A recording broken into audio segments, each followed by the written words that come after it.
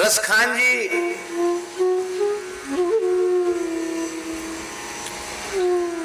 इनका जन्म पठान कुल में हुआ था। मुसलमानों में पठान होते हैं।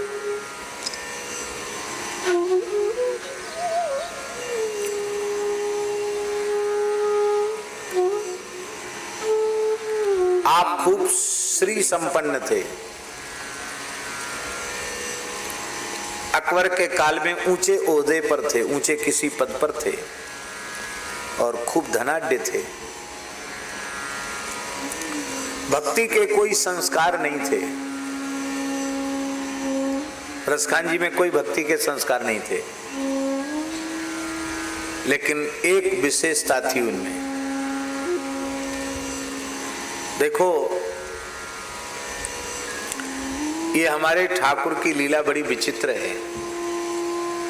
न जाने कौन से गुण पर दयानिधि रीझ जाते हैं, कौन सा बहाना बना लें किस जीव पर कृपा करने के लिए, तो इनकी यही जाने।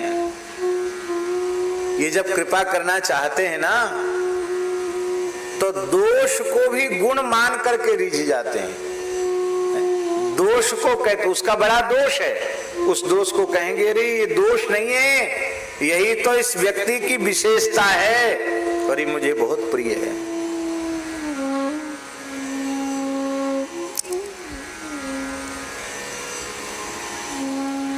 दोष क्या था? आसक्ति एक बहुत भारी दोष है। सबसे भारी दोष क्या है? आसक्ति। शरीर संसार के प्रति आसक्ति ही जीवात्मा का ऐसा बंधन है जो कभी जीर्ण नहीं होता। और भगवान ने उस आसक्ति जो सबसे बड़ा दोष है, उसको भगवान ने गुण मान लिया। रसखान जी में रूपासक्ति थी। कोई सुंदर रूप देखते बस लट्टू हो जाते। एक गोसाई श्री विठलनाथ जी का एक शिष्य था, वैश्य था, दिल्ली का ही निवासी था और घर में श्रीनाथ जी की अष्टयाम सेवा विराजमान थी। लाला को खूब लाड़ लड़ाया जाता था। परम वैष्णवता थी, बहुत भक्ति के संस्कार घर में थे। और ऐसे पवित्र परिवारों में जो बालक बालिकाएं जन्म लेते हैं वो भी सामान्य जीव नहीं होते हैं, वो भी शुचीनाम श्रीमताम गेहे योग भ्रष्टो भी जाए थे। तो उस वैश्य परिवार में, वैष्णव परिवार में उस भगत जी का एक लाला था, पुत्र था। वो बहुत सुंदर था, इतना सुंदर क्या कहना, घुंघराले के सुंदर, एकदम सुंदर गौर वर्ण, बड़े बड़े नेत्र, ऐसे लगता था मानो ठाकुर जी ने रचपच के उसको बनाया हो। एक दिन रसखान जी घोड़े पर बैठकर जा रहे थे, तो उन्होंने उस बच्चे को देखा। छोटा बालक था, बस देखते ही लट्टू हो गए, इतने लट्टू हो गए, उस बच्चे को गोद में ले लिया। बार बार जब देखो तब बिना देखे कल ना पड़े चैन ना पड़े। अब बालक भी प्रेम करने लग गया, वो भी प्रेम करने लग गए। प्रेम बहुत विशुद्ध प्रेम था। कोई मीठी चीज, बढ़िया चीज मिले तो रसखान जी को तो उस बच्चे को देंगे, और वो भी बालक भी जब देखो तब वो प्रतीक्षा करता कि वो कब आते होंगे, वो हमारे प्रेमी कब आते होंगे। अब बालक भी कुछ सयाना हो गया, 12-13 वर्ष का हो गया, और अब वो जो प्रेम था ना, अब परिवार को खलने लग गया। मुगलों का शासन है, अकबर का राज्य है, और ये बड़े ओहदे पर है, हम लोग कुछ बोल भी नहीं सकते कहीं, और यहाँ से अपना धंधा पानी छोड़ के जाएं तो जाएं कहाँ। बड़े दुखी महाराज, ऐसा पीछे पड़ गया हमारे लड़के के, जब देखो तब घोड़े पर बिठा के ले जाता, डर के मारे हम लोग कुछ बोल नहीं सकते। बहुत दुखी। पुत्र को समझाया, वो भी नहीं मानता।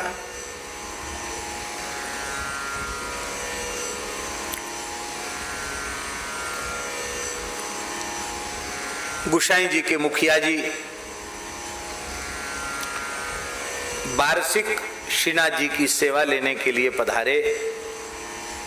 सेवक के यहाँ रुके तो स्वाभाविक है, सेवकों का सुख दुख भी सुनना पड़ता है।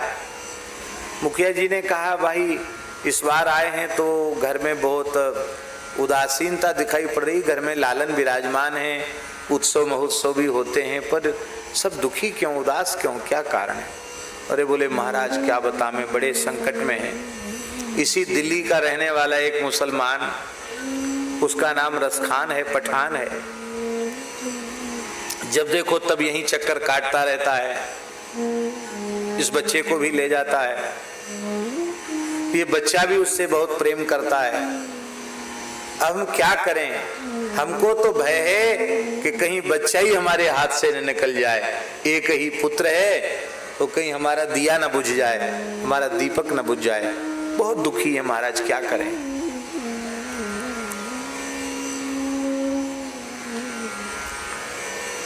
वो तो ब्रजवासी थे, ब्राह्मण थे, मुखिया जी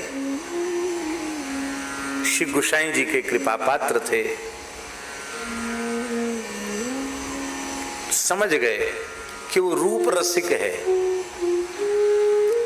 उन्होंने कहा ठीक है, कोई बात नहीं, आप चिंता मत करो, हम समझाने का प्रयास करेंगे। अरे महाराज वो किसी की नहीं समझता, किसी की सुनेगा नहीं, किसी की समझेगा नहीं। वो तो हमारे बालक के ऊपर एकदम लट्टू है, कुछ नहीं सुनेगा वो। ठीक है, हम प्रयास करते हैं। दूसरे दिन जैसे ही रसखान आए और बालक तो बिल्कुल तैयार था उनसे मिलने के लिए, तो उन्होंने, उन महानुभाव ने रसखान जी को बड़े आदर पूर्वक निकट बुलाया। आओ। उससे कोई घृणा या भेद का व्यवहार नहीं किया, बड़े स्नेह से उसको बुलाया और एकांत में बिठाकर बड़े प्रेम से पूछा कि आप इस बच्चे से बहुत प्रेम करते हैं और ये बच्चा भी आपसे प्रेम करता है, इसका क्या कारण है? कोई विशेष हेतु इसका? आप झूठ तो बोलेंगे नहीं, आप सही सही बोलेंगे। बहुत ध्यान से सुने। तो रसखान जी ने कहा कि बाबा साहब, इस बच्चे में मुझे खुदा का नूर दिखाई पड़ता है। इस बच्चे में, इसकी खूबसूरती में खुदा का नूर दिखाई पड़ता है। लगता है खुदा ने फुर्सत में इसको गढ़ा है। उन्होंने नब्ज पकड़ में आ गई। उन्होंने कहा जिसने इतना खूबसूरत बालक गढ़ा है, जिसके नूर पर तुम सब कुछ भूल चुके हो, कहीं उस खुदा को देखने का अवसर मिल जाए तो अपने परंपरा के, अपने मान्यताओं के अनुसार उन्होंने कहा कि खुदा का तो कोई नाम रूप होता ही नहीं, उसकी तो कोई आकृति प्रकृति है ही नहीं, वो तो एक अस्तित्व है। क्योंकि उनके यहाँ आकार और मूर्ति पूजा तो स्वीकार ही नहीं है, वो तो बुत है नहीं। प्रेम से उन्होंने समझाया ऐसा नहीं है। संत ने प्रेम से समझाया। संत ने कहा ऐसा नहीं है, वह परमात्मा। अभी तुमने कहा कि खुदा का नूर, तो नूर भी तो एक स्वरूप हुआ कि नहीं हुआ भाई? उसके संकल्प से ये दुनिया बनी। तो संकल्प विकल्प मन का धर्म है। तो मन है तो देह भी है, देह है तो इंद्रिय भी है, और मन भी तो इंद्रिय ही है, क्योंकि मन अंतरिंद्रिय है। ऐसा समझाया कि रसखान जी के दिमाग में बैठ गया कि हाँ, ईश्वर सगुण साकार भी है और निर्गुण निराकार भी है। कहते वो उसका स्वयं उनका रूप भी है। बोले हाँ, बहुत सुंदर रूप है, तो मुझे दिखा सकते हो? तो वे संत बोले वो रहते तो ब्रज में ही हैं, पर उनका फोटो मेरे पास है, उनकी छवि मेरे पास है। तो बड़ी सुंदर श्री कृष्ण की छवि उनके पास थी, उनकी सेवा की छवि थी। बहुत ध्यान से सुने। देखो, चित्र छवि तो चित्र छवि होती है, पर जब भाव से कोई व्यक्ति चित्रपट की भी सेवा करता है तो उस चित्र छवि में भी एक विलक्षणता प्रकट होने लग जाती है। तो उन अनुरागी प्रेमी संत के सेव्य ठाकुर जी थे। उन्होंने ठाकुर जी से मन ही मन प्रार्थना की, प्रभु है तो इसमें बड़ी आसक्ति का दोष, पर इसमें रूपा शक्ति है और आपके जैसा रूप तो और कहाँ मिलेगा।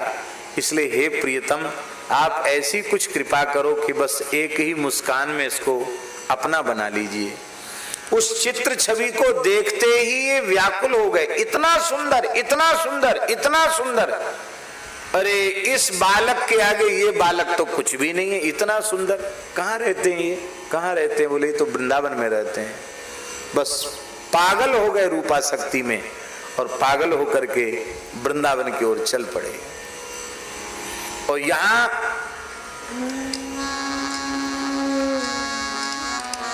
बहुत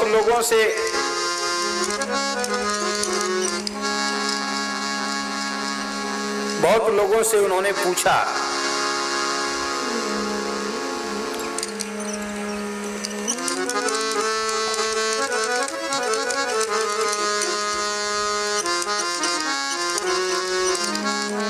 जहां जहां जाकर दर्शन किया भी संतोष नहीं हुआ, क्योंकि प्रत्यक्ष मिलना है।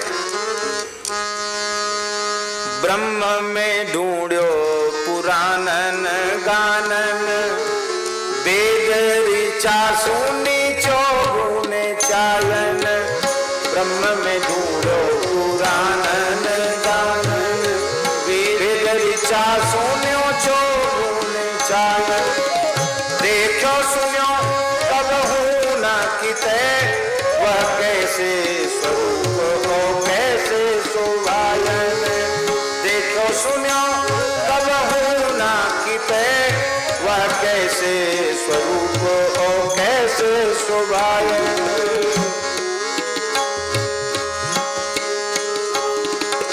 तेरत हेरत हारी परो, रस खान बतायो ना लोग लुलाय।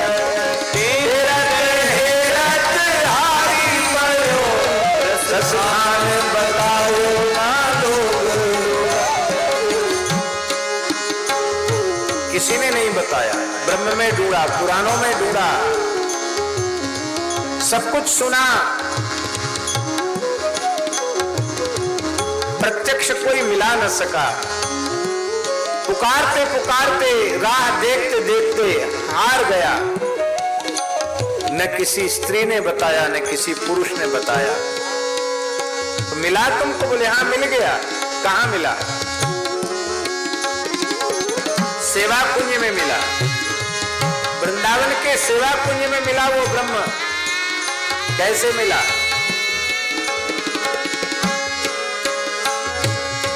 ब्रह्म में ढूंढो पुराणन गायन, वेद ऋचा सुनी चौगुने चालन।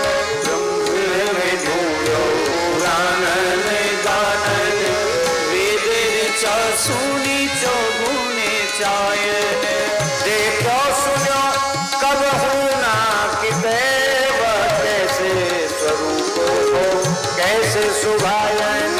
देखो सुनो कबहू ना किते, वह कैसे स्वरूप हो कैसे शोभायन।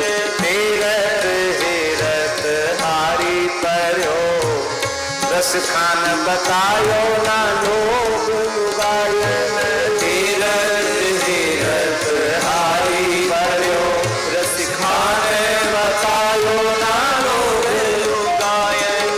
कहाँ मिला?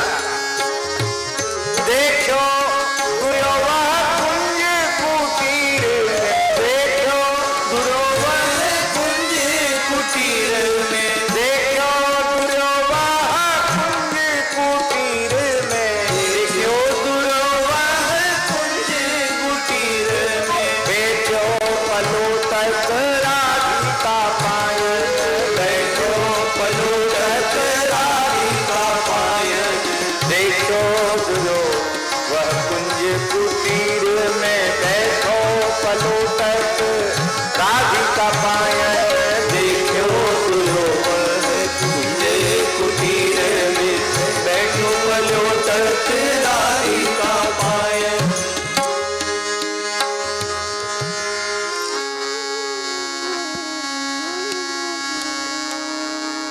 एक कवित्व में तो वे कह रहे हैं,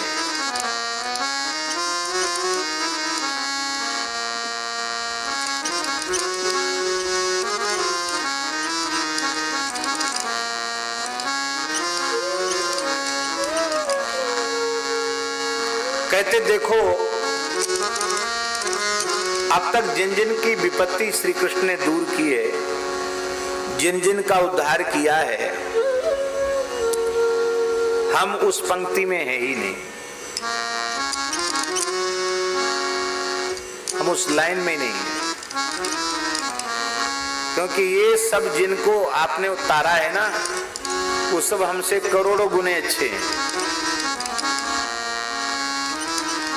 हम तो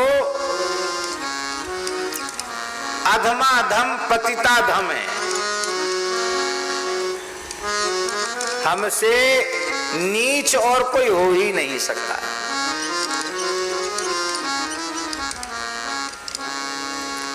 लेकिन फिर भी हमको कोई शंका नहीं है।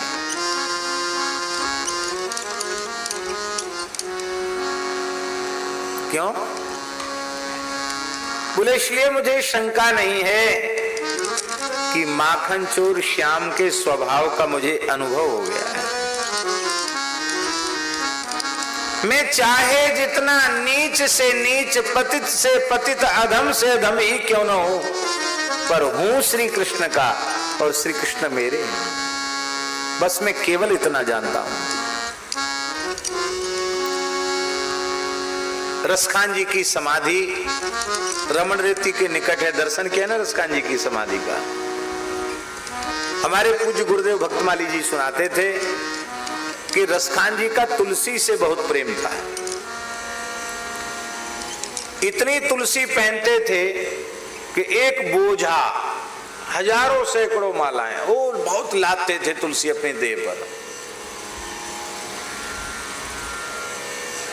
शरीर का वजन उससे ज्यादा तुलसी, माला ही माला, माला ही माला, माला ही माला, पूरा लद जाते थे तुलसी से। वृंदावन पधारे, क्योंकि भक्त कवि हैं, गायन भी करते हैं और मुसलमान होने पर भी उनकी प्रतिष्ठा संतों में हो चुकी थी, क्योंकि गुसाई श्री विठलनाथ जी से आपने ब्रह्म संबंध लिया था। विधिवत गुसाई विठलनाथ जी ने उन्हें दीक्षा प्रदान की थी। वैष्णव थे वो।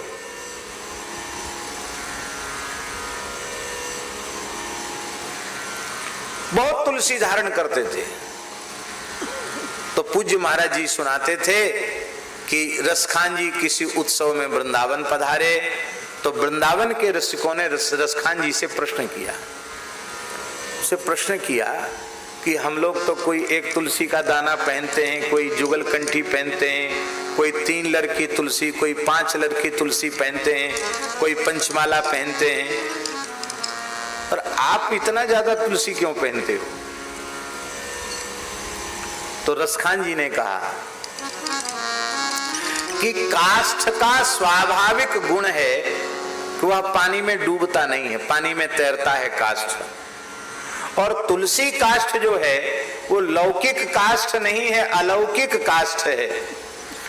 इसलिए तुलसी जीव को भवसागर में डूबने नहीं देती।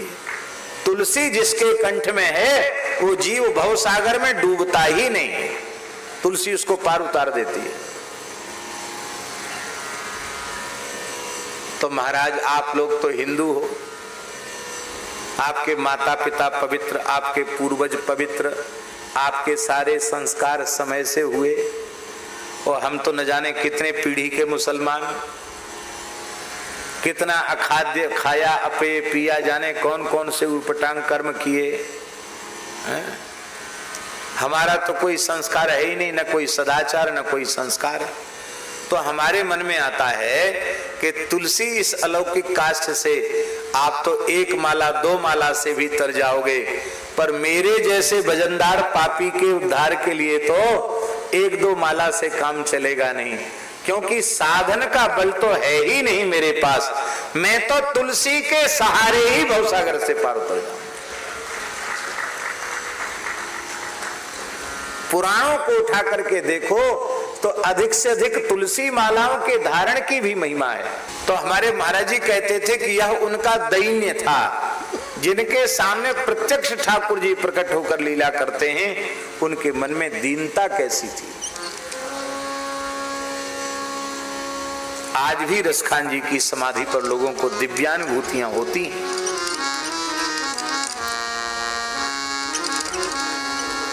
श्री रसखान जी करें द्रौपदी ओ गनिका गज गीध अजामिल सौकी ओ सोना निहारो।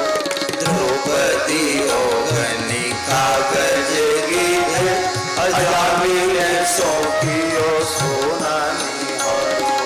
गौतम गेहनी कैसे तरी प्रहलाद को कैसे हरियो दुख भारो।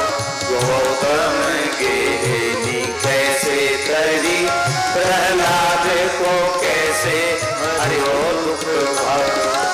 काहे को सोच करे रस खान, काहे को सोच करे रस खान।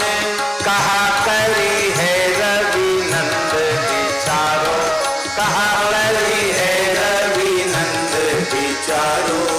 रवि नंद माने कौन? यमराज।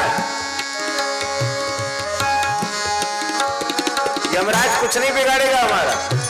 काहे को सोच करे रस खान, कहा करी है रवि नंद विचारो।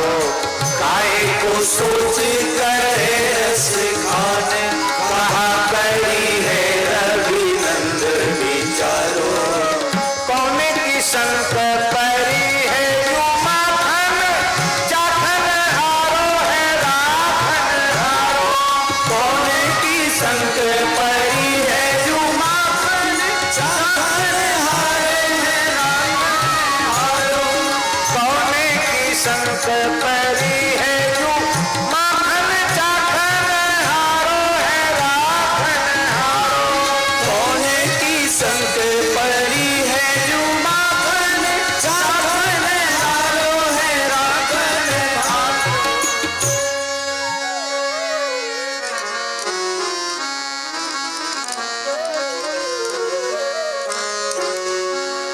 कहां तक कहें? जा दिन ते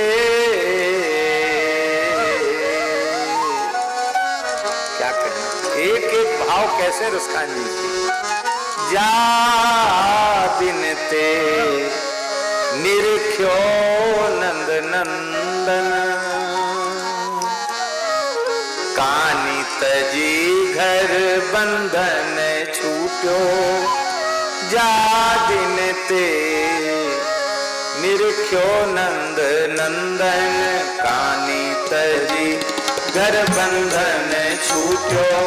जा दिन ते निरख्यो नंद नंदन, कानी तजी घर बंधन छूट्यो। चारु बिलोकन की निसी मार, संभार गई मन मार ने लूटो। चारु बिलोकन की निसी मार, संभार गई मन मार ने लूटो। सागर को सरिता जिमि धावत, रोकी कहे पुल को पुल टूटो। सागर की सरिता जिमि धावती, रोकी रहे पुल को पुल टूटो। मत भयो मन संग फिरे, रस खान स्वरूप सुधारस भूजो। मत भयो मन संग फिरे, रस खान स्वरूप सुधारस भूजो। जा दिन ते निरख्यो नंद नंदन, जा दिन ते निरख्यो नंद नंदन। निरंतर अष्टयाम सेवा में रसखान जी डूबे रहते थे। हर समय किसी किसी झांकी का दर्शन को होता रहता था।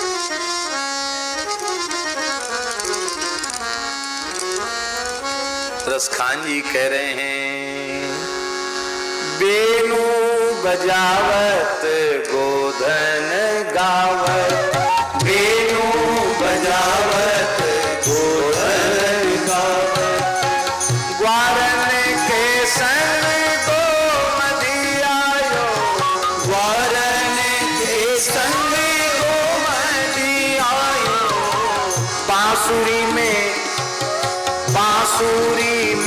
ऊन मेरो नाम ले, बांसुरी में ऊन मेरो नाम ले, साथिन के मिसिटेरी सुनायो, साथिन के मिसिटेरी सुनायो, ए सजनी सुनि सास के त्रासनी, ए सजनी सुनि सास की त्रासनी, नंद के पास उसासनी आयो, नंद के पास उसासनी आयो, कैसी करो रस खान कहीं चित चैन नहीं, चित चोर चुरायो, कैसी करो रस खान कहीं चित चैन नहीं, चित चोर चुरायो,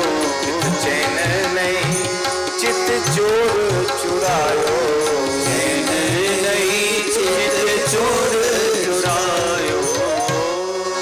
एक एक झांकी महाराज जी क्या कहें, जो झांकी रसखान जी बोलते हैं वो लगता कविता नहीं, लगता ठाकुर जी सामने आ गए। धूरी भरे बाल छवि देखी, धूरी भरे अति शोभित श्याम जो, तैसी बनी सिर सुंदर चोटी, धूरी भरे अति शोभित श्याम जो, तैसी बनी सिर सुंदर चोटी, खेलत खाक फिरे अंगना, पग पैजनी बाजत पीरी कछोटी, खेलत खाक फिरे अंगना, पग पैजनी बाजती पीरी कछोटी, बाछवी को रस खान बिलोकत, बाछवी को रस खान बिलोकत, भारत काम कलानी दी कोटी, भारत काम कलानी दी कोटी, भाग के भाग कहा कहिए, हरि हाथ सो ले गयो माखन रोटी, कागे के भाग कहा कहिए, हरि हाथ सो ले गयो माखन रोटी। इधर रसखान जी विराजमान है और उनके दोनों और उनकी रचनाओं के कुछ अंश भी लिखे हुए हैं। उधर लिखा है, मानुष हो तो वही रस खान,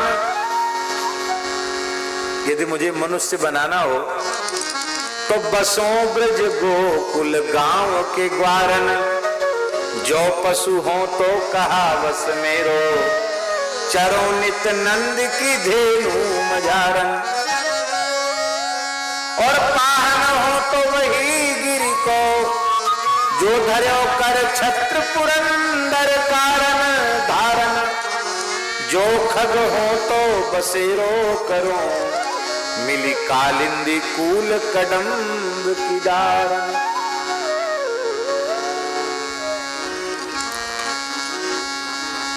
कैसी निष्ठा है रसखान जी की। या लकुटी अरु कामरिया पर, या लकुटी अरु कामरिया पर, राजती हूँ पूर कौत जीदारों, या लकुटी अरु कामरिया पर, राजती हूँ पूर कौत जीदारों, आचर सिद्धि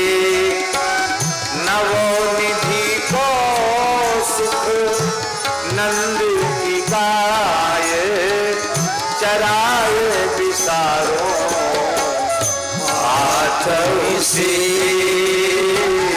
नवोनी को सुख नंद की गाय चराए बिसारो रस खान कबो इन आँखन सो रस खान कबो इन आँखन सो ब्रज के बन बाग तड़ाग निहारो ब्रज के बन बाग तड़ाग निहारो कोटिक हो कल दौत के धाम करेली की कुंजन ऊपर बारों कोटिक हो कल दौत के धाम करेली की कुंजन ऊपर बारों या लकुटी या लकुटी।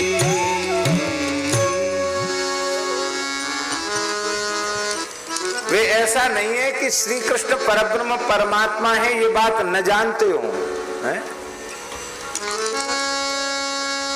रसखान जी कहते हैं शेष महेश गणेश दिनेश सुरेश जाहि निरंतर गावे जाहि अनादि अनंत अखंड अछेद अभेद सुवेद बतावे नारद से सुख व्यास रटे पचिहारे तऊ पुनि पार न पावे ताही अहीर की छोहरिया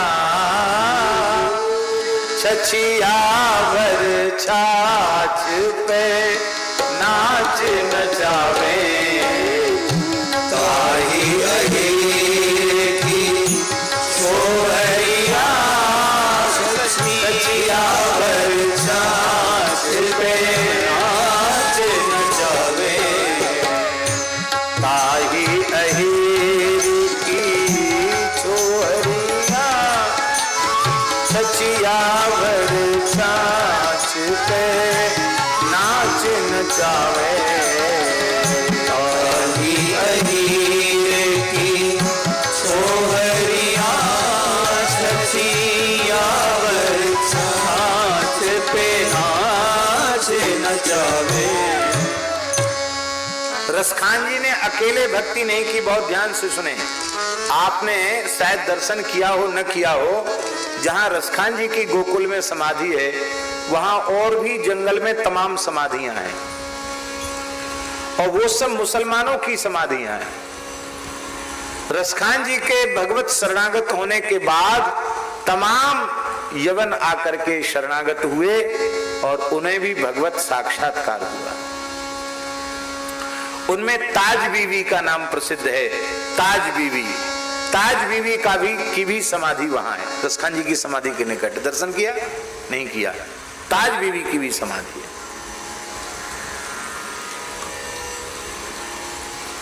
उनके भी इतने सुंदर सुंदर भाव हैं, क्या कहना। ताज बीवी कह रही है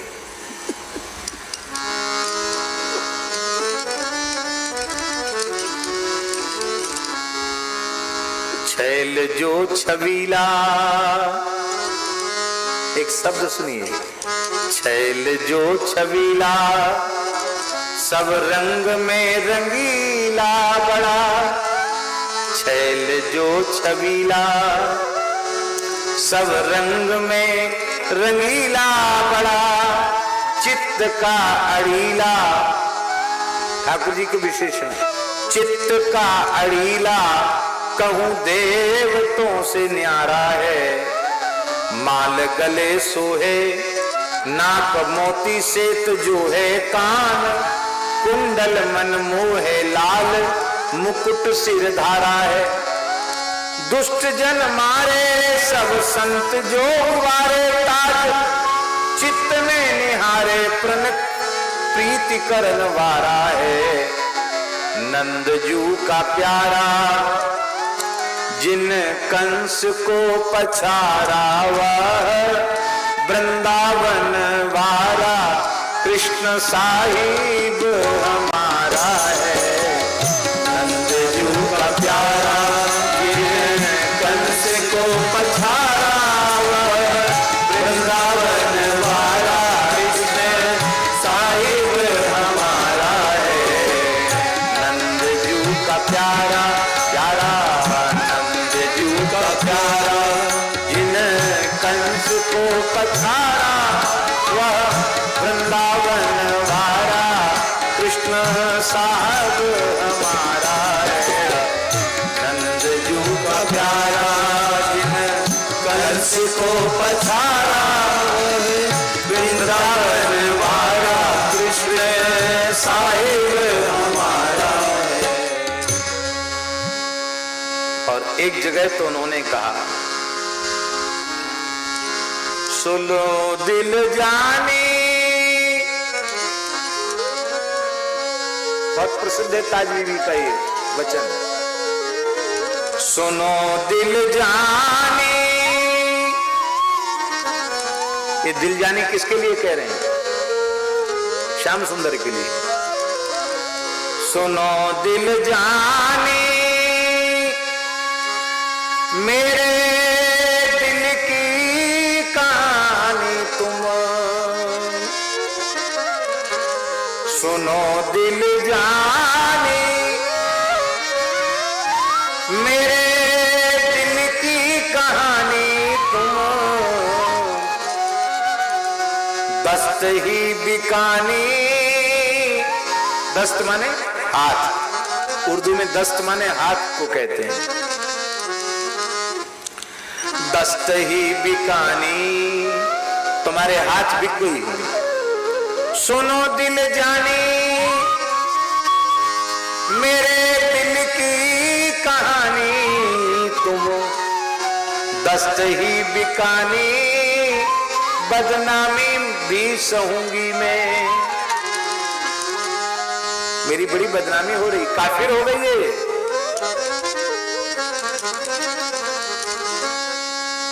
और अब सब भुला दिया है मैंने, क्या क्या किया है। देव पूजा ठानी, बालकृष्ण लाल की स्टैम्प सेवा करती हूँ। देव पूजा ठानी में निवाज हूँ भुलानी, नमाज भूल गई। तजे कलमा कुरान, सारे गुण निगहूंगी मैं। कलमा कुरान भी सब भूल गई। क्यों? ये तेरी दशा क्यों हुई? ताज बीवी कहती है, सांवला सलोना, सांवला सलोना, सिर ताज सिर कुल है दिए। सांवला सलोना, सिर ताज सिर कुल है दिए। तेरे दाग में निदाग हुए दूंगी मैं। तेरे दाग में निदाग हुए दूंगी मैं। नंद के कुमार, नंद के कुमार, कुर्बान तेरी सूरत पे। नंद के कुमार, कुर्बान तेरी सूरत पे। नंद के कुमार, कुर्बान तेरी सूरत पे। नंद के कुमार, कुर्बान तेरी सूरत पे। और तो गुलानी हिंदुआनी हुए रहूंगी मैं। और तो गुलानी हिंदुआनी हुए रहूंगी मैं। कहानी, मेरे दिल की कहानी तुम सुनो दिल जानी, दिल की कहानी तुम। ये सब आप कहेंगे कि ताज बीबी का नाम आपने क्यों लिया, वो तो फोटो छपा नहीं ताज बीबी का यहाँ, तो इसलिए लिया कि रसखान जी की अनन्य अनुगता है। रसखान जी की के सत्संग के प्रभाव से इनकी भी वही अवस्था हुई जो रसखान जी की अवस्था थी। नजीर भी उसी कोटि के भक्त हैं और अनेक इस प्रकार के प्रेमी भक्त। बोलो श्री रसखान जी महाराज की।